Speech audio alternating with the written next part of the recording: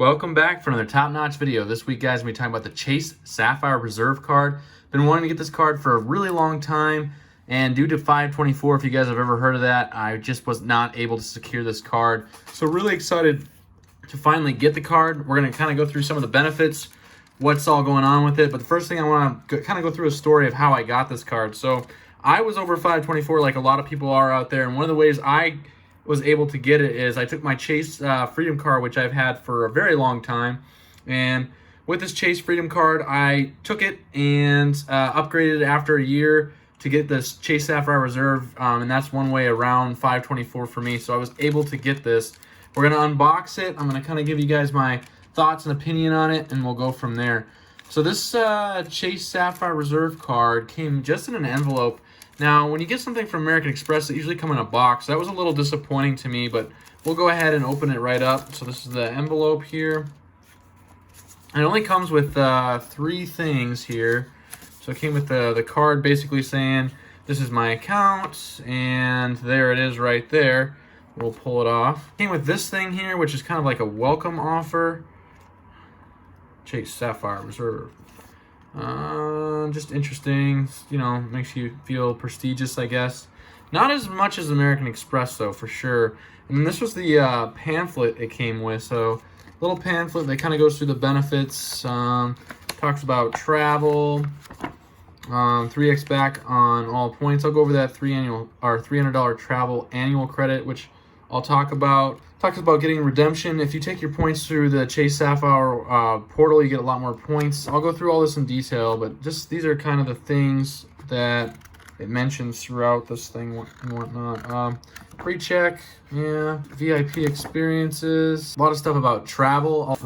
This is where it says you get your money back. So kind of interesting here, priority pass with the travel credit and the global entry fee. It says it gets $799 value, which is over the annual fee, which we'll talk about too. But that's just interesting, as well as the points. That's just interesting moving forward. Then it basically just kind of goes into all these general terms. Nothing super exciting. And then customer service, which is, you know, it's pretty standard in one of these cards.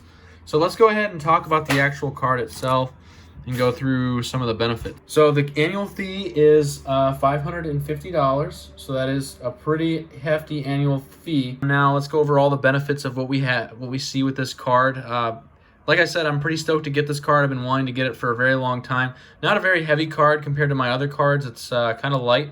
Kind of looks kind of good though. It's a decent card. What are the benefits? So the first thing I'd like to mention is when it first came out, it had 100,000 sign-up bonus, and now that's down to 50,000 points. So I don't foresee it ever going back up again just because they lost so much money on that. So the point bonus is 50,000 points, and you have to spend $4,000 in the first 3 months to get that bonus. So that is the first bonus of this Chase Sapphire Reserve. It has a pretty hefty annual fee. It's $550 for the annual fee and $75 per user card or authorized user card. So that's kind of hefty, kind of expensive. But like I mentioned in that travel bulletin, you kind of can get that back by some of the things that you go through. I'm also going to talk about some of the offer details that it has within the card. So let's talk about point earnings on the Chase Sapphire Reserve. So the biggest one that is everyone likes to see is you get 3 points back on travel purchases. Okay, so after your first $300, which is your annual credit, which is what you'll get for free anyways on travel purchases, you're going to get 3 points per dollar on travel purchases. That's going to be with basically anything that relates to travel for the entire year. So that's pretty good. Talking about airlines, taxis, buses, it's pretty generous. So that's a really good point category, 3x back for that. Another really interesting thing is you're going to get 7 points back per dollar on qualifying Lyft rides. So if you had your Uber card versus, if you're doing Uber versus Lyft, this is quite the card to have for Lyft. 7x points back through basically March of 2022. So really interesting to see that they're giving 7 points back per point on Lyft rides. So that's pretty significant savings on Lyft rides. The other thing we like to mention is dining. So on dining, you're going to get 3 points back on every type of dining. That's also really, really good. So I really look forward to using this card for dining. The only thing that really probably beats this is probably the Amex Gold card, which They might improve this in the future to try and compete with that card. But right now it's 3 points per dining. And then on everything else, you'll end up spending 1 point per dollar on all your other purchases. Pretty powerful everyday earnings card, if you ask me. Let's talk about the next big benefit with the Chase Sapphire Reserve, and that is the $300 annual travel credit. This is pretty significant. So unlike the Sapphire or the Platinum cards from AMX, this gives you a $300 travel credit, which you can use on airlines, hotels, buses, taxis, just about any kind of travel. And it just takes off the first $300 for the year. So that $550 annual fee really does go down quite significantly once you use this card for travel, which most people are using it for travel this year. It's a little harder, but in the future, definitely really good benefit to use for travel. I definitely use this. I'm going to use this for sure for the next airline flights that I have and whatnot. You basically just purchase it on your card and it will reimburse you. So huge benefit there for travel. Also, another big benefit for travel redemption is when you use your points. Typically, when you're using your points and you use them and whatnot, they are worth usually 1 cent per dollar, but reimburse them on the Chase travel portal. They actually go up to 1.5 cents per dollar. So you're getting more value out of your travel points. That is quite significant. That is something that not a lot of people comprehend or take in an account for. So that's something really, really good that I'm looking forward to using this for. Another benefit that this card has, along with a lot of the premium cards, is it does have a global entry or TSA pre-check application fee. So every 5 years, you're going to get that $100 statement credit for global entry or TSA pre.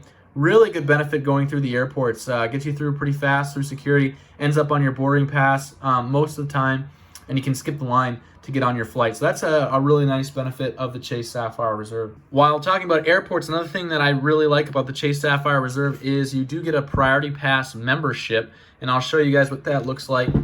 Here I have my Priority Pass membership that came from my Chase Sapphire Reserve, and what that basically came in here is it's just a card, and what that looks like is it's just a Priority Pass card.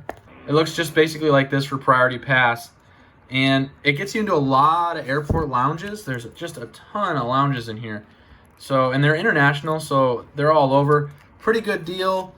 I have never had an issue with Priority Pass. The nice thing about this over the AMX Priority Pass is you do have that restaurant credit, which is really great. So, you need a little membership thing, whatnot, from Priority Pass. So, interesting.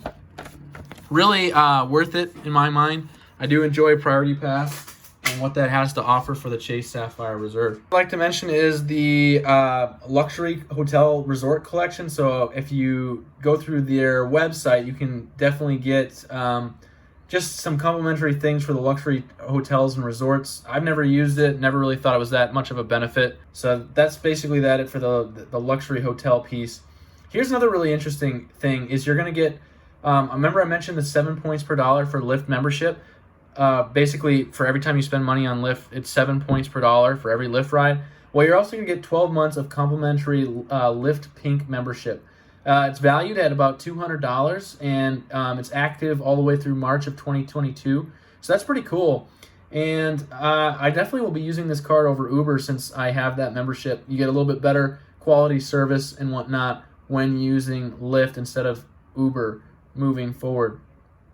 Another really interesting temporary benefit that they added to this card was complimentary DoorDash. So for DoorDash, you're going to get basically 12 months of complimentary DoorDash Pass. What that means is no delivery fees on orders that are over $12. So that was really interesting to me. I did try this out.